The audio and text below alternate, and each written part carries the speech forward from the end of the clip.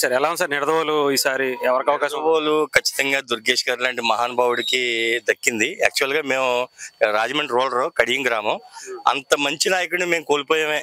ఇలాంటి నియోజకవర్గానికి వెళ్ళిపోతున్నాడని ఒక బాధ నిజంగా ఇవాళ వీడుకోలు లాంటిది. నిజంగా చెప్పాలంటే కూడా దుర్గేష్ గారిని ఇవాళ నిడదవోలు దాకా సాగనంపేవండి వీడుకోలు.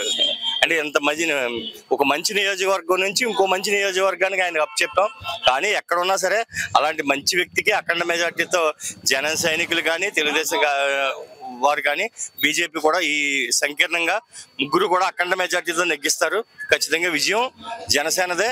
ఖచ్చితంగా దుర్గేష్ గారు అఖండ మెజార్టీతో నెగ్గడం ఖాయం పక్కా.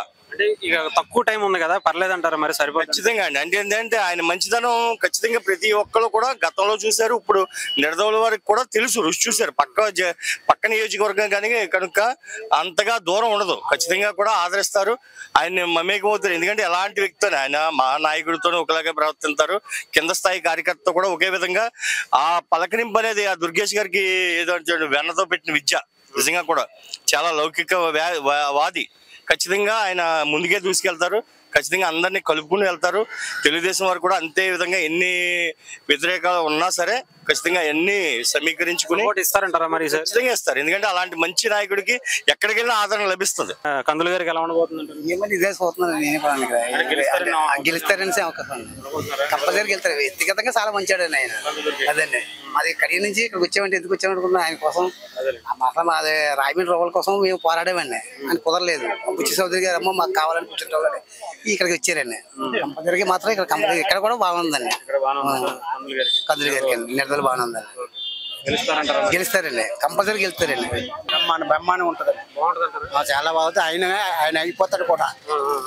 ఆయన ఇప్పుడు ఆయన మా రాయమండ్రి నియోజకవర్గంలో కూడా ఆయన తిరిగింది అందరికి ప్రతి పర్సన్ కూడా ఆయన కలిసే వ్యక్తి కూడా. ఇక్కడ కూడా అదే సేవలు ఇక్కడ ఈయన చేస్తారని మేము చేస్తారు కూడా. ఆయన ప్రతి ఒక్కరిని ఇలా భుజం తట్టి బాసు బాగున్నాం అని చెప్పేసి అడిగే వ్యక్తి ఆయన. అది జనసేన. జయ జనసేన.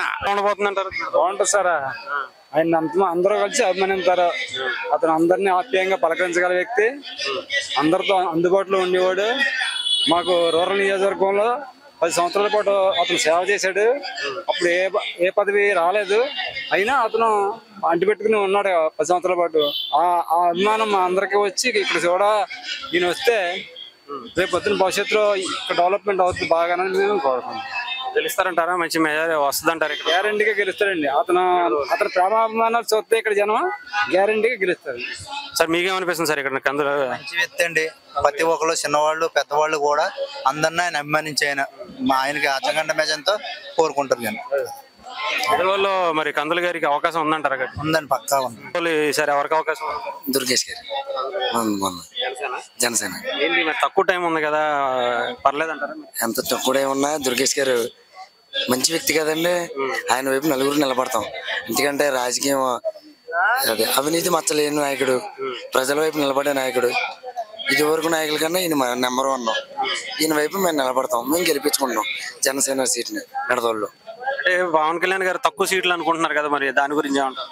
అదే అండి, తక్కువ సీట్లైనా ఎక్కువ సీట్లైనా ఎన్ని తక్కువ ఉన్నా అన్నే మంచిదండి. మాకు బలంగా నిలబడగలం. ఎన్ని తక్కువైనా నిలబడగలం. తక్కువ ఉన్నా ఎక్కువ ఉన్నా పవన్ కళ్యాణ్ గారు ఏది చేసినా మా మంచి గురించి చేస్తారు. నాకు తెలిసండి, ఆయన ఏది మాట్లాడినా ప్రజల కోసమే మాట్లాడతాడు.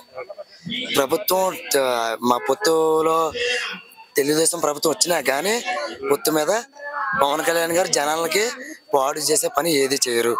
అన్ని జనసేన తరపు జనాలకి మంచి చేసేదే చేస్తారు. అదే ఈ నిడదవోలులో మాత్రం ఎలా ఉండదు అంటారు? నిడదవోలు దుర్గేష్ గారికి వస్తుందండి. బాగుందంటారా? గెలుస్తారంటారా? నిడదవోలు గెలుస్తారండి. అంటే తక్కువ టైం ఉంది కదా, మరి ఉన్నా కానీ ఇదివరకు ఎంపీకి వేసాం కందులు దుర్గేష్ గారికి. ఈసారి మంచి అవకాశం ఉంటుంది అంటారు? టీడీపీ సపోర్ట్ ఇస్తుందంటారు? బాగానే మరి ఇస్తుందని అనుకుంటున్నాం. మరి ఇవ్వకపోతే లాభం లేదండి. మరి ఇస్తుందంటారా? మరి ఇస్తుందని మరి ఇవ్వకపోతే వస్తుందని అనుకుంటున్నాం. అదండి.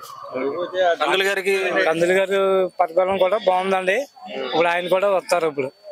ఇప్పుడు ఆయనకే సీట్ ఇచ్చారు కదండి. సీటు ఇప్పుడు ఇచ్చారు. ఇప్పుడు ఆయన గెలిచాడండి. నిడదవోలులో బాగానే ఉంటుంది అంటారా? మొత్తం నిడదలంతా ఇప్పుడు ఆయనే గెలిచారు. పరిపాలన కూడా ఆయనదే బాగుందండి ఇప్పుడు. సార్ ఎలా ఉంది సార్ ఇక్కడ దుర్గేష్ గారికి? దుర్గేష్ గారు వ్యక్తిగతంగా అయితే ఎత్తిత్వం మంచి అన్ని కులాలని కొంచెం సర్దుకుని వెళ్ళేటువంటి విధానం ఉన్నటువంటి వ్యక్తి, కుల మత భేదాలు లేకుండా ఉన్నటువంటి వ్యక్తి. నేను అయితే ఒక రజు కుటుంబంలో పుట్టాను. మాది మారుమూల గ్రామం పొట్టిలంక. నేను 3 ఏళ్ళ ఓటింగ్లో దాదాపు మొన్న 1224 ఓట్లు మెజార్టీతో నగ్గాం. మార్గన్ భద్రరామ గారు దత్తత తీసుకున్నటువంటి గ్రామంలో. దుర్గేష్ గారు గత ఎమ్మెల్సీ టైం కానించి కూడా దాదాపుగా 17 సంవత్సరాల మట్టి పార్టీకి అతీతంగా ఉండి అతను ఎటుంటే అటే మేము ఉండటం జరిగింది. అటువంటి అప్పుడు దుర్గేష్ గారు చాలా మంచి వ్యక్తి.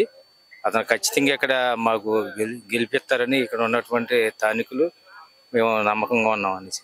అంటే రూరల్ నుంచి ఇటు రావటం ఇబ్బందిగానే ఉందా? రూరల్ గురించి అయితే కొంచెం అయితే ఇబ్బందిగానే ఉంది సార్. ఎందుకంటే అక్కడ మేము నమ్ముకుని ఉన్నాం.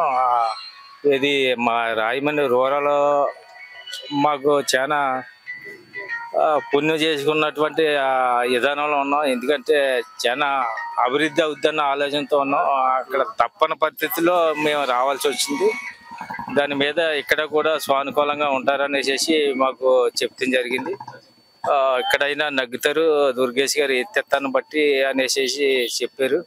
అదే రకంగా ఇక్కడ స్థానికులు కూడా ఖచ్చితంగా గెలిపిస్తారని ఆలోచనతో ఉన్నాం.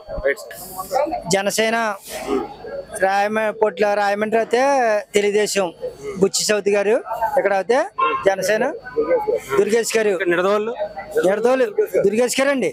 పొట్లంక అయితే అండి కడి మండలానికి అయితే నెంబర్ 1 గా ఇంట్లోంచి రావక్కలద్దు. ఎలా ఉంది సార్ ఈసారి కందులు గారికి? ఎలా ఉంది నిడదవోళ్ళు? కందులు దుర్గేష్ గారికి చాలా బాగుంటదండి.